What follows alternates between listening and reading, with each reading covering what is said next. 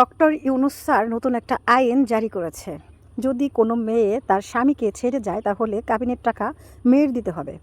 আর যদি কোনো ছেলে তার স্ত্রীকে ছেড়ে দেয় তাহলে কাবিনের টাকা সেই ছেলের দিতে হবে। মানে এতদিন যে আইনটা ছিল সেটা এখন আর নেই, যে ছেলে মেয়ে যেই ছাড়ুক না কেন কাবিনের টাকা ছেলেকেই দিতে হবে। সেটাকে উল্টিয়ে করা হয়েছে যে যদি কোনো ছেলে তার স্ত্রীকে ছেড়ে দেয় তাহলে কাবিনের টাকা ছেলে দিবে।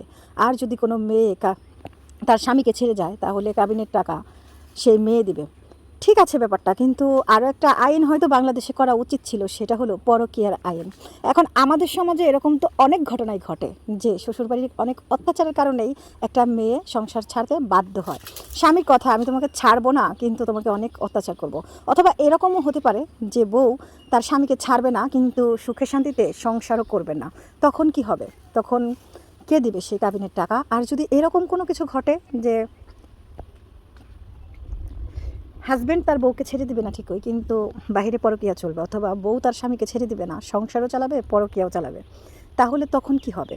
বাংলাদেশে পরকীয়ার জন্য একটা আইন করা দরকার, যাতে করে নিজের স্ত্রীকে রেখে, ঘরে সুন্দরী স্ত্রী বাচ্চা এদের রেখে কোনো পুরুষ অথবা কোনো নারী পরকীয়া প্রেমে জড়িয়ে না পড়ে, বিয়ের পরে কোনো নতুন সম্পর্কের কথা চিন্তাও করতে না পারে। আর এই আইনটা বাংলাদেশের সবচাইতে বেশি করা প্রয়োজন, কারণ যেখানে সাকিব আল হাসানের মতো মানুষও তার ঘরে এত সুন্দর স্ত্রী থাকা সত্ত্বেও, 3টা ফুটফুটে বাচ্চা থাকা সত্ত্বেও নতুন করে পরকীয়ার প্রেমে জড়িয়ে পড়েছে, ঠিক এরকম কিন্তু বাংলার প্রায় ঘরে ঘরেই পরকীয়া নামের এই বিস্ফোরাটা দেখাই যায়। তাই আমার মনে হয় পরকীয়ার ব্যাপারেও সরকারকে ভাবা উচিত, যেন নিজের স্ত্রী সন্তান সংসার ছেড়ে কোনো পুরুষ অথবা কোনো নারী তার স্বামীকে ছেড়ে কোনো সম্পর্কে নতুন করে না জড়ায় আর একজন আরেকজনকে না ঠকায়। এই আইনটা আমাদের দেশে করা খুবই জরুরি, তাহলে হয়তো অনেক সংসারে সুখ ফিরে আসবে, শান্তি ফিরে আসবে। আসলে ছেড়ে যাওয়া বা ধরে রাখাটাই বড় কথা না, আর কাবিনের টাকাটাও বড় কথা না। একসাথে সংসার করতে গেলে সেখানে সুখে শান্তিতে থাকাটাও অনেক বড় একটা ব্যাপার, একজন একজনকে বুঝবে।